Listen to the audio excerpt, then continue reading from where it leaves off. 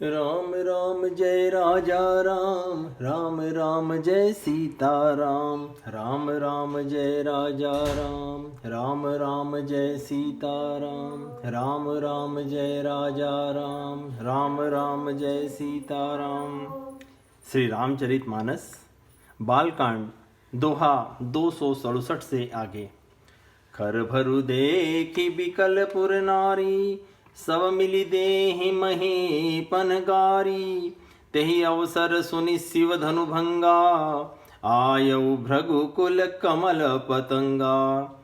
देखी महीप सकल सकुचाने, बाज झपट जनु लवा लुकाने। गौरी शरीर भूति भल भ्राजा, भाल विशाल त्रिपुंड बिराजा। शीस जटा शशि बदनु सुहावा, रिस बस कछुक अरुण होई आवा। भ्रकुटी कुटिल नयन रिस राते, सहजऊ चितवत मन हुरिसाते। वृषभ कंद उर बाहु विशाला, चारु जनेऊ माल मृग छाला। कटि मुनि बसन तून दुई बांधे, धनुसर कर कुठारु कल कांधे। देखिए कथा बहुत ही सुंदर स्थान पे पहुंच गई है। एक और धनुष टूट गया है और ये भरी सभा में जैसा हम अभी देख रहे थे, उनके लाल नेत्र और भौहें टेढ़ी हो गई। यहाँ विश्वामित्र जी आ गए हैं। वे क्रोध से राजाओं की ओर देखने लगे, मानो मतवाले हाथियों का झुंड देखकर सिंह के बच्चे को जोश आ गया हो। खलबली देखकर जनकपुर की स्त्रियां व्याकुल हो गई हैं और सब ने मिलकर राजाओं को गालियां देने लगी। उसी मौके पे शिव जी के धनुष का टूटना देखकर भृगुकुल रूपी कमल के सूर्य परशुराम जी यहाँ पर आए हैं। इन्हें देखकर सब राजा सकुचा गए, मानो बाज के झपटने पर बटेर लुक गए हों। गोरे शरीर पर विभूति बड़ी सुंदर सज रही है। विशाल ललाट पर इनके त्रिपुंड शोभा दे रहा है। सिर पर जटा है। सुंदर मुख चंद्र क्रोध के कारण कुछ लाल हो आया है। भौहें टेढ़ी और आंखें क्रोध से लाल है। सहज ही देखते हैं तो भी ऐसा जान पड़ता है मानो क्रोध कर रहे हैं। बैल के समान ऊंचे और पुष्ट कंधे हैं। छाती और भुजाएं विशाल हैं। सुंदर यज्ञोपवी धारण किए, माला पहने और मृग चर्म लिए हैं। कमर में वलकल और 2 तरकस बांधे हैं। हाथ में धनुष बाण और सुंदर कंधे पर फरसा धारण किए हैं। शांत बेस करनी कठिन, बरनी न जाई स्वरूप। धरि मुनि तनु जनु वीर रसु, आयऊ जह सब भूप। वे शांत है परंतु करनी बहुत कठोर है। स्वरूप का वर्णन नहीं किया जा सकता। मानो वीर रसी मुनि का शरीर धारण करके जहाँ सब राजा लोग हैं वहां आ गया हो। देखत भृगुपति बेशु कराला, उठे सकल भय बिकल भुआला। पितु समेत कही कही निज नामा, करे लगन सब दंड प्रणामा। जय सुभाय चित वही तु जानी, जो जाने जनु आई खुटानी। जनक बहोरी आई सिरुनावा, सिय बुलाई प्रणाम करावा। आशीष दीनी सखी हर्षानी, निज समाज ले गई सयानी। विश्वामित्र मिले पुनियाई, पद सरोज मिले 2 भाई। राम लखन दशरथ के ढोटा, दीनी आशीष देखी भल जोटा। राम ही चितई रहे थकी लोचन, रूप पार मार मद मोचन। बहुरी बिलो की विदेह सन, कहु काहति भीर। पूछत जानिय जान जिमी, व्याप्यु कोपु शरीर। और परशुराम जी इनका भयानक वेश देखकर सारे के सारे राजा भय से व्याकुल हो उठ खड़े हुए और पिता सहित अपना अपना नाम कह कहकर सब दंडवत प्रणाम करने लगे। परशुराम जी हित समझकर भी सहज ही जिसकी ओर देख लेते हैं वो समझता है मानो मेरी आयु पूरी हो गई। फिर जनक जी ने आकर सिर नवाया और सीता जी को बुलाकर प्रणाम करवाया। परशुराम जी ने सीता जी को आशीर्वाद दिया। सखियां हर्षित हुई और वहां बहुत देर ठहरना ठीक न समझकर वे सयानी सखियां उनको अपनी मंडली में ले गई।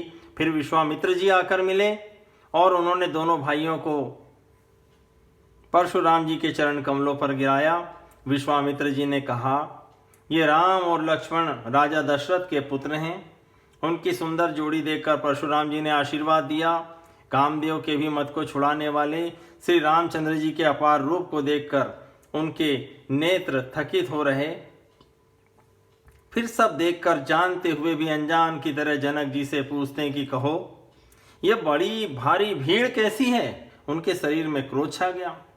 समाचार कही जनक सुनाए, जही कारण महीप सब आए। सुनत बचन फिर अनत निहारे, देख चाप खंड महिदारे। अतिरिस बोले बचन कठोरा, कहु जड़ जनक धनुष कै तोरा। बेगी देखाऊ मोड़ न ताजू, उलटऊ मही जह लही तव राजू।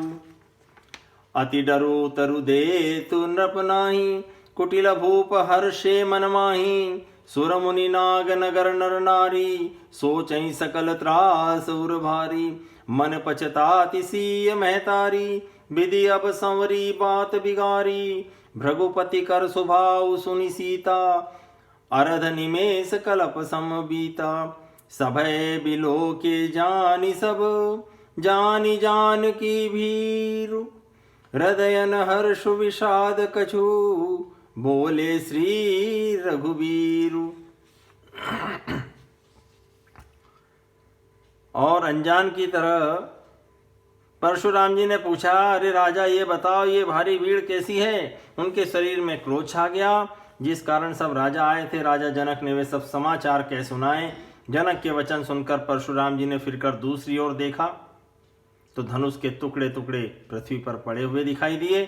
अत्यंत क्रोध में भरकर वे कठोर वचन बोले, रे मूर्ख जनक, ये बता धनुष किसने तोड़ा? उसे शीघ्र दिखा, नहीं तो अरे मूढ़, आज मैं जहां तक तेरा राज्य है वहां तक की पृथ्वी उलट दूंगा। राजा को अत्यंत डर लगा, जिसके कारण वे उत्तर नहीं देते। यह देखकर कुटिल राजा लोग मन ही मन बड़े प्रसन्न हुए। देवता मुनि नाग और नगर के स्त्री पुरुष सभी सोच करने लगे। सबके हृदय में बड़ा भय है। सीता जी की माता मन में पछता रही है कि हाय, विधाता ने अब बनी बनाई बात बिगाड़ दी।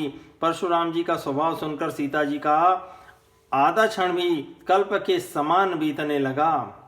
तब श्री रामचंद्र जी ने सब लोगों को भयभीत देखकर और सीता जी को डरी हुई जानकर बोले, उनके हृदय में न कुछ हर्ष था न विषाद।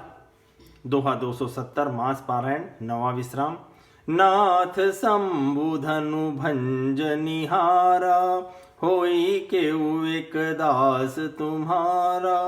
आय सुकाह कही किन मोही, सुनि रिसाई बोले मुनि कोही।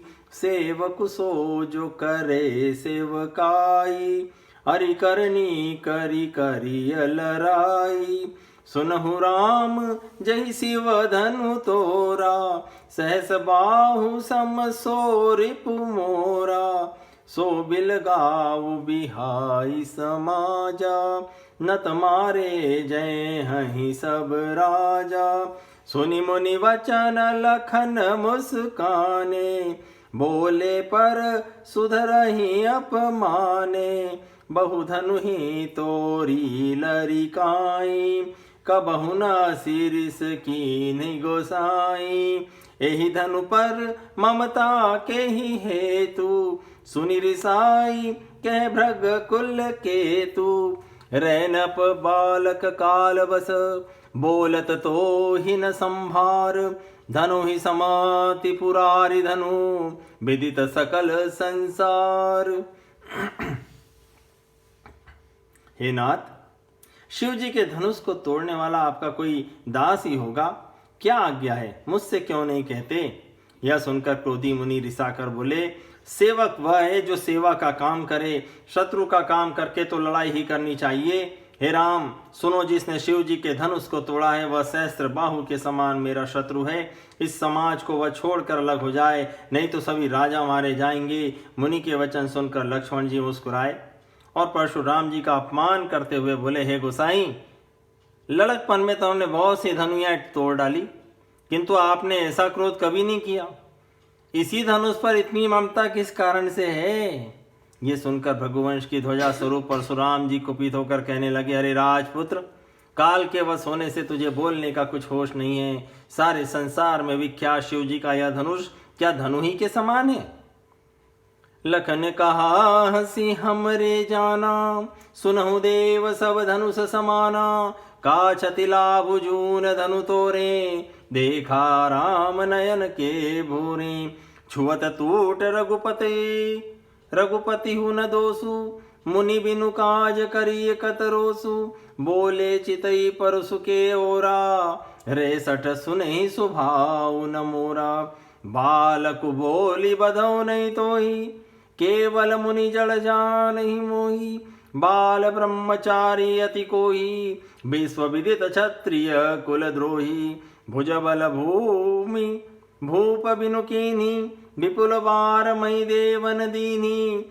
सहस बाहु भुज छेद निहारा, परसु विलोक महीप कुमारा। मातु पितहि जनि सोच बस, करसि महिष किशोर। गर्भन के अर्भक दलन, परसु मोर अति घोर। लक्ष्मण जी ने हंस के कहा, हे देवो, सुनिए, हमारी जान में तो सभी धनुष एक से ही हैं, और पुराने धनुष के तोड़ने में क्या हानि क्या लाभ। श्री रामचंद्र जी ने तो इसे नवीन के धोखे से देखा था, फिर ये तो छूते ही टूट गया। इसमें रघुनाथ जी का क्या दोष? मुनि आप बिना ही कारण किस लिए क्रोध करते हैं? परशुराम जी ने अपने फरसे की ओर देखा और बोले, अरे दुष्ट, तूने मेरा स्वभाव नहीं सुना। मैं तुझे बालक जानकर नहीं मारता हूँ। अरे मूर्ख, क्या तू मुझे निराश मुनि ही जानता है? मैं बाल ब्रह्मचारी और अत्यंत क्रोधी हूँ। क्षत्रिय कुल का शत्रु तो मैं विश्व भर में विख्यात हूँ। अपनी भुजाओं के बल से मैंने पृथ्वी को राजाओं से रहित कर दिया और बहुत बार उसे ब्राह्मणों को दे डाला। हे राजकुमार, सहस्त्र बाहु की भुजाओं को काटने वाले मेरे इस फरसे को देख। अरे राजा के बालक, तो अपने माता पिता के सोच के वश न कर। मेरा फरसा बड़ा भयानक है, यह गर्भों के बच्चों का भी नाश करने वाला है। बिहसी लखनु बोले मृदुबानी, अहो मुनीसु महाभटमानी।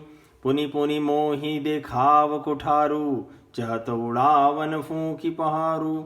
यहाँ कुम्हड़ बतिया को नाही, जे तर्जनी देखी मरि जाही। देखी कुठारू सरासन बाना, मैं कछु कहा सहित अभिमाना। भृगुसुत समुझि जनेऊ बिलोकी, जो कछु कहु सहु रिस रोकी। सुरमई सुर हरिजन रुगाई, हमरे कुल न परन सुराई। बंधे पाप अपकीरति हारे, मारत हूँ पापरिय तुम्हारे। कोटि कुलिस संवचन तुम्हारा, व्यर्थ धरऊं धनुबान कुठारा। जो बिलो की अनुचित कहूँ, क्षमहु महामुनि धीर। सुनि सरोस भृगुवंश मनी, बोले गिरा गभीर। लक्ष्मण जी हंसकर कोमल वाणी से बोले, अहो मुनीश्वर, तो अपने को बड़ा भारी योद्धा समझते हैं। बार बार मुझे अपना कुल्हाड़ा दिखाते हैं, फूंक से पहाड़ उड़ाना चाहते हैं। यहाँ कोई कुम्हड़े की बतिया, कोई कच्चा फल नहीं है जो तर्जनी को आगे देखते ही मर जाए। कुठार और धनुष्मान देखकर ही मैंने भी कुछ अभिमान सहित कहा था। भृगुवंशी समझकर और यज्ञोपवीत देखकर तो जो आप कुछ कहते हैं उसे मैं क्रोध को रोक कर सह लेता हूँ। देवता, ब्राह्मण, भगवान, भक्त और गौ, इन पर हमारे कुल में वीरता नहीं दिखाई जाती, क्योंकि इन्हें मारने से पाप लगता है और इनसे हार जाने पर अपकीर्ति होती है। इसलिए आप मारें तो भी आपके पैर ही पड़ना चाहिए। आपका एक एक वचन ही करोड़ों वज्रों के समान है। धनुष्बाण और कुठार तो आप व्यर्थ ही धारण करते हैं। इन्हें धनुष्बाण और कुठार को देखकर मैंने कुछ अनुचित कहा हो तो उसे हे धीर महामुनि क्षमा कीजिए। यह सुनकर भृगुवंश मणि परशुराम जी क्रोध के साथ गंभीर वाणी बोले, कौशिक सुनहु मंद यहु बालकु, कुटिल काल बस निज कुल घालकु। भानुवंश राकेश कलंकु, निपट निरंकुश बुध असंकु। काल कवलु होहि छन माही, क्यों पुकारी खोर मोहि नाहीं। तुम हट कहूँ जो चहूँ बारा, कही प्रताप बल रोषु हमारा। लखन कहु मुनि सुजसु तुम्हारा, तुम ही अछत को बरने पारा। अपने मुँह तुम आपनी करनी, बार अनेक भांति बहु बरनी।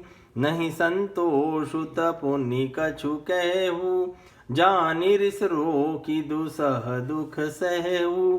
वीर व्रती तुम धीर क्षोभा, गारी देत न पावहु शोभा। सूर समर करनी करही, कहीं न जना वही आपु।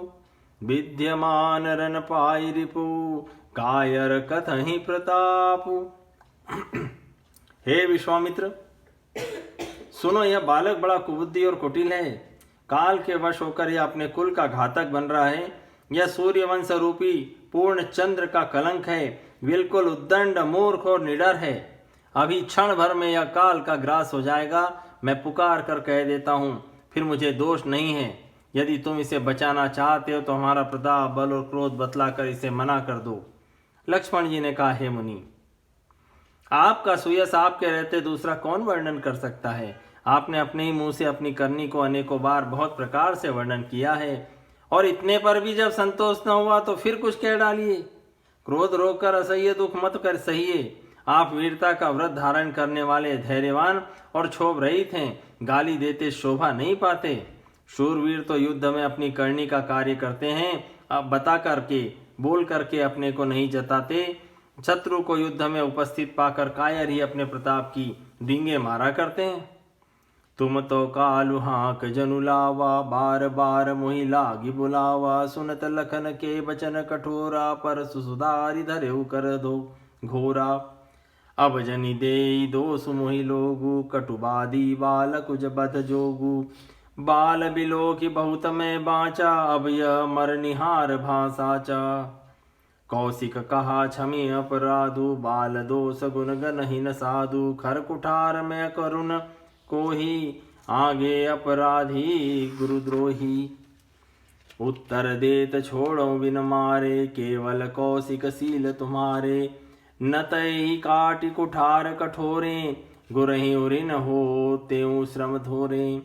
गाधि सुनु कै हृदय हसी, मुनहि हरि अरई सूझ।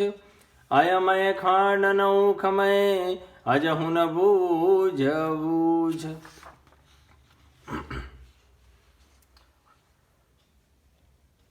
आप तो मानो काल को हाँक लगाकर बार बार उसे मेरे लिए बुलाते हैं। लक्ष्मण जी के कठोर वचन सुनते ही परशुराम जी अपने भयानक फरसे को सुधार कर हाथ में ले लिए और बोले, अब लोग मुझे दोष न दे। यह कड़वा बोलने वाला बालक मारे जाने के ही योग्य है। इस बालक को देखकर मैंने बहुत बचाया, पर अब यह सचमुच मरने को ही आ गया है। विश्वामित्र जी ने कहा, अपराध क्षमा कीजिए। बालकों के दोष और गुण को साधु लोग नहीं गिनते। परशुराम जी बोले, तीखी धार का कुठार, मैं दया रहित और क्रोधी, और यह गुरुद्रोही और अपराधी मेरे सामने उत्तर दे रहा है। इतने पर भी मैं इसे बिना मारे छोड़ रहा हूं। सो हे विश्वामित्र, केवल तुम्हारे प्रेम से, शील से, नहीं तो इसे इस कठोर कुठार से काट कर थोड़ी परिश्रम से गुरु से उरीन हो जाता। विश्वामित्र जी ने हृदय में हंसकर कहा, मुनि को हरा ही हरा सूझ रहा है, अर्थात सर्वत्र विजयी होने के कारण ये राम लक्ष्मण को भी साधारण क्षत्रिय समझ रहे हैं। किंतु यह लोहमयी केवल फौलाद की बनी हुई खांड मतलब यहाँ है खांड, खड़ग है, ऊक की, रस की खांड नहीं है जो मुंह में लेते ही गल जाए। खेद है, मुनि अब भी बेसमझ बने हुए हैं, इनके प्रभाव को नहीं समझ रहे हैं। कहेहु लखन मुनि सील तुम्हारा, को नहीं जान विदित संसारा। माता पिता ही उरी न भय नीके, गुर रिनु रहा सोचु बड़ जी के। सो जनु हमरे ही माथे काढ़ा, चल दिन चली गए ब्याज बड़ बाढ़ा। अबाने व्यवहारिया बोली, तुरत देहूँ मैं थैली खोली। सुनी कटु बचन कुठार सुधारा, हाय हाय सब सभा पुकारा। भृगुबर परसु देखावहु मोहि, विप्र विचारि बचौं नृप दोहि। मिले न कबहु सुभट रन गाढ़े, द्विज देवता घर ही के बाढ़े। अनुचित कई सब लोग पुकारे, रघुपति शयन ही लखन नेवारे। लखन उतर आहुति सरिस, भृगुबर को पुक्रसानु। बढ़त देखि जल सम बचन, बोले रघुकुल भानु। लक्ष्मण जी ने कहा, हे मुनि, आपके शील को कौन नहीं जानता, यह संसार भर में प्रसिद्ध है। आप माता पिता से तो अच्छी तरह ओऋण हो ही गए, अब गुरु का ऋण रहा, जिसका जी में बड़ा सोच लगा है, वह मानो हमारे ही मत्थे काढ़ा था। बहुत दिन बीत गए, इससे ब्याज भी बहुत बढ़ गया होगा। अब किसी हिसाब करने वाले को बुला लाइए तो मैं तुरंत थैली खोल कर दे दूं। लक्ष्मण जी के कड़वे वचन सुनकर परशुराम जी ने कुठार संभाला। सारी सभा हाय हाय करके पुकार उठी। लक्ष्मण जी ने कहा, हे भृगुश्रेष्ठ, आप मुझे फरसा दिखा रहे हैं, पर हे राजाओं के शत्रु, मैं ब्राह्मण समझकर बचा रहा हूं, तरह दे रहा हूं। आपको कभी रणधीर बलवान वीर नहीं मिले। हे ब्राह्मण देवता, आप घर में ही बड़े हैं, यह सुनकर अनुचित है कहकर सब लोग पुकार उठे। तब रघुनाथ जी ने इशारे से लक्ष्मण जी को रोक दिया। लक्ष्मण जी के उत्तर से जो आहुति के समान थे, परशुराम जी के क्रोध रूपी अग्नि को बढ़ते देखकर रघुकुल के सूर्य श्री रामचंद्र जी जल के समान शांत करने वाले वचन बोले। नाथ करहु बालक पर छोहु, सूध दूध मुख करई न कोहु। जो पे प्रभु प्रभाव कछु जाना, तो की बराबरी करत आयाना। जो लरिका कछु अचगरी करही, गुर पितु मातु मोद मन भरही। करिय कृपा शिशु सेवक जानी, तुम समशील धीर मुनि ज्ञानी। राम बचन सुनि कछुक जुड़ाने, कही कछु लखनु बहुरी मुस्काने।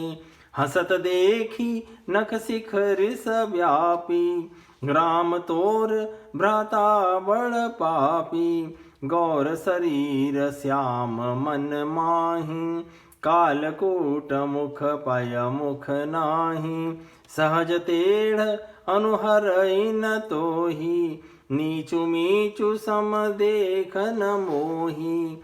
लखन कहो हसी सुनहु मुनि, क्रोध पाप कर मूल।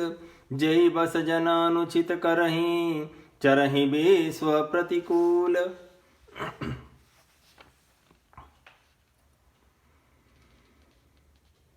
हे नाथ, रामचंद्र जी बोलना चालू किए। हे नाथ, बालक पर कृपा कीजिए, इस सीधे और दूध मुहे बच्चे पर क्रोध न कीजिए। यदि यह आपका कुछ प्रभाव जानता तो क्या यह बेसमझ आपकी बराबरी करता। बालक यदि कुछ चपलता करते भी हैं तो गुरु पिता और माता मन में आनंद से भर जाते हैं। अतः इसे छोटा बच्चा और सेवक जानकर कृपा कीजिए। आप तो समदर्शी, सुशील, धीर और मुनि ज्ञानी हैं। श्री रामचंद्र जी के वचन सुनकर वे कुछ ठंडे पड़े। इतने में लक्ष्मण जी कुछ कहकर फिर मुस्कुरा दिए। उनको हंसते देखकर परशुराम जी के नख से शिखा तक सारे शरीर में क्रोध छा गया। उन्होंने कहा, हे राम, तेरा भाई बड़ा पापी है। यह शरीर से गोरा पर हृदय से बड़ा काला है। यह विषमुख है, दूध मुआ नहीं। स्वभाव से ही टेढ़ा है, तेरा अनुसरण नहीं करता, तेरे जैसा शीलवान नहीं है। यह नीच मुझे काल के समान नहीं देखता। लक्ष्मण जी ने हंस के कहा, हे मुनि सुनिए, क्रोध पाप का मूल है, जिसके वश में होकर मनुष्य अनुचित कर्म कर बैठते हैं और विश्व भर के प्रतिकूल चलते हैं। मैं तुम्हार अनुचर मुनिराया, परिहरि को पुकरे अब दाया। टूट चाप नहीं जुरी रिसाने, बैठी होई पाय पिराने। जो अति प्रिय तो करई उपाई, जोरी को बड़ गुनी बुलाई। बोलत लख नहीं जन कुडेराही, मष्ट करो अनुचित बल नाही। थर थर कांपहि पुर नर नारी, छोट कुमार खोट बड़ भारी। भृगुपति सुनि सुनि निर्भय बानी, रिस तन जरई होई बलहानि। बोले राम ही देई निहोरा, बचो बिचारी बंधु लघु तोरा। मन मलिन तनु सुंदर कैसे, विसरस भरा कनक घटु जैसे। सुनि लक्ष्मण बिहसे बहुरी, नयन तरे रे राम। गुरु समीप गवने सकुची, परिहरि बानी बाम। हे मुनिराज, मैं आपका दास हूँ, अब क्रोध त्याग कर दया कीजिए। टूटा हुआ धनुष क्रोध करने से नहीं जुड़ जाएगा। खड़े खड़े पैर दुखने लगे होंगे, बैठ जाइए। यदि धनुष अत्यंत ही प्रिय हो तो कोई उपाय किया जाए और किसी बड़े गुणी कारीगर को बुलाकर जुड़वा दिया जाए। लक्ष्मण जी के बोलने से जनक जी डर जाते हैं और कहते हैं बस चुप रहिए, अनुचित बोलना अच्छा नहीं। जनकपुर के स्त्री पुरुष थर थर कांप रहे और मन ही मन कह रहे हैं कि छोटा कुमार बड़ा ही खोटा है। लक्ष्मण जी की निर्भय वाणी सुन सुनकर परशुराम जी का शरीर क्रोध से जला जा रहा है और उनके बल की हानि हो रही है, उनका बल घट रहा है। तब श्री रामचंद्र जी पर एहसान जनाकर परशुराम जी बोले, तेरा छोटा भाई समझकर मैं इसे बचा रहा हूँ। यह मन का मैला और शरीर का सुंदर कैसा है, जैसे विष के रस से भरा हुआ सोने का घड़ा। यह सुनकर लक्ष्मण जी फिर हंसे।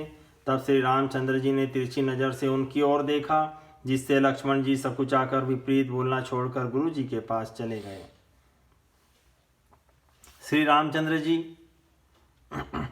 अति विनीत मृदु शीतल बानी, बोले राम जोरी जुग पानी। सुनहु नाथ तुम सहज सुजाना, बालक बचनु करिय नहीं काना। बर रे बालक एक सुभाऊ, इनहि न संत विदूषहि काऊ। तहि नहीं कछु काज बिगारा, अपराधी मैं नाथ तुम्हारा। कृपा कोप बधु बंधव गोसाई, मोह पर करिय दास की नाई। कहिय बेगी जेहि विधि रिस जाई, मुनि नायक सोई करो पाई। कह मुनि राम जाई रिस कैसे, अजहु अनुज तव चितव अनैसे। एहि के कंठ कुठारु न दीना, तो मैं काह कोप करु कीन्हा। गर्भ स्रवहि अवनि परवनि, सुनि कुठार गति घोर। परसु अछत देखऊं जियत, बैरी भूप किशोर। श्री रामचंद्र जी दोनों हाथ जोड़कर अत्यंत विनय के साथ कोमल और शीतल वाणी बोले, हे नाथ, सुनिए, आप तो स्वभाव से ही सुजान हैं। आप बालक के वचन पर कान न कीजिए, उसे सुना अनसुना कर दीजिए। बर्रई और बालक का एक जैसा स्वभाव होता है, संतजन इन्हें कभी दोष नहीं लगाते। फिर लक्ष्मण ने तो कुछ काम भी नहीं बिगाड़ा है। हे नाथ, आपका अपराधी तो मैं हूँ। अतः हे स्वामी, कृपा, क्रोध, वध और बंधन जो कुछ करना हो, दास की तरह अर्थात मुझे दास समझकर मुझ पर कीजिए, जिस प्रकार शीघ्र आपका क्रोध दूर हो। हे मुनिराज, बताइए मैं वही उपाय करूं। मुनि ने कहा, हे राम, क्रोध कैसे जाए? अब भी तेरा भाई टेढ़ा ही ताक रहा है। इसकी गर्दन पर मैंने कुठार न चलाया तो क्रोध करके किया ही क्या? मेरे जिस कुठार की घोर करनी सुनकर राजाओं की स्त्रियों के गर्भ गिर पड़ते हैं, उस फरसे के रहते मैं इस शत्रु राजपुत्र को जीवित देख रहा हूँ। दोहा 297।